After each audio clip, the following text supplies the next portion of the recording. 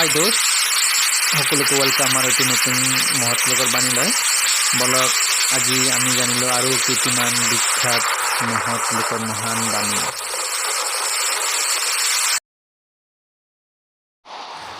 তুমি যদি পৃথিৱী পৰিৱৰ্তন কৰিব বিচৰা, বিয়াৰ আগতেই কৰিবা, কিয়নো বিয়াৰ পিছত পৃথিৱী পৰিৱৰ্তনটো দূৰৰে কথা, টিভিৰ চেনেলৰো পৰিৱৰ্তন কৰিব নোৱাৰিবা। কথাষাৰ কৈছিলে বিল গেটছে।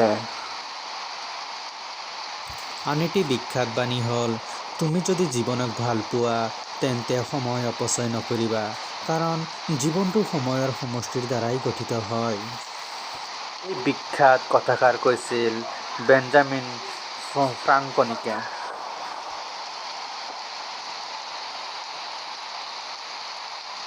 আন এটি বিখ্যাত বাণী হ'ল, তুমি যদি একো ভালকৈ কৰিবই নোৱাৰা, অন্ততঃ চেষ্টাটো কৰা।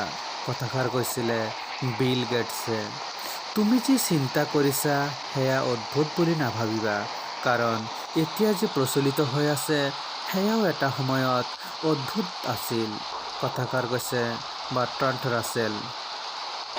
আন এটি বিখ্যাত বাণী হ'ল, তুমি যদি অপেক্ষা কৰিব জানা, অৱশ্যে তুমি সকলো পাবা। কথাষাৰ কৈছে বেঞ্জামিন ফ্ৰাংকলিনে। নাৰী, টকা আৰু মদ যিসকলে আনন্দৰ সামগ্ৰী হিচাপে ব্যৱহাৰ কৰে, পৰৱৰ্তী সময়ত এইবোৰ তেওঁলোকৰ গাঁতত বিষ হৈ থিয় দিয়ে। কথাষাৰ কৈছিলে বেঞ্জামিন ফ্ৰাংকলিনে।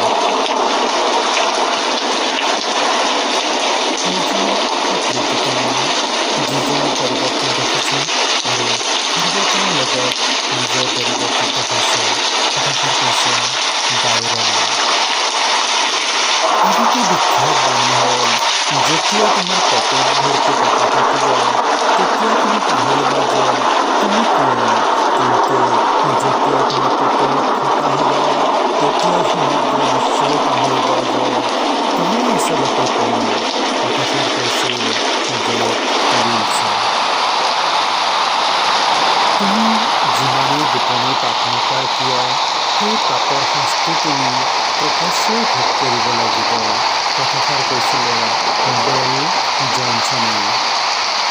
আন এটি বিখ্যাত বাণী হ'ল, তুমি যদি অসুস্থ তেন্তে তোমাৰ চিন্তাধাৰণাও অসুস্থই হ'ব। কথাষাৰ কৈছিলে বেল জনছনে। মাই ডিয়াৰ ফ্ৰেণ্ড, এনেকুৱা ধৰণৰ নিত্য নতুন ভিডিঅ'ৰ কাৰণে আমাৰ চেনেলটো অৱশ্যেই ছাবস্ক্ৰাইব কৰিব পাৰে, বাট নতুন চেনেল বুলি অৱশ্যেই হেলা নকৰিব, ছাবস্ক্ৰাইব আৰু ভিউ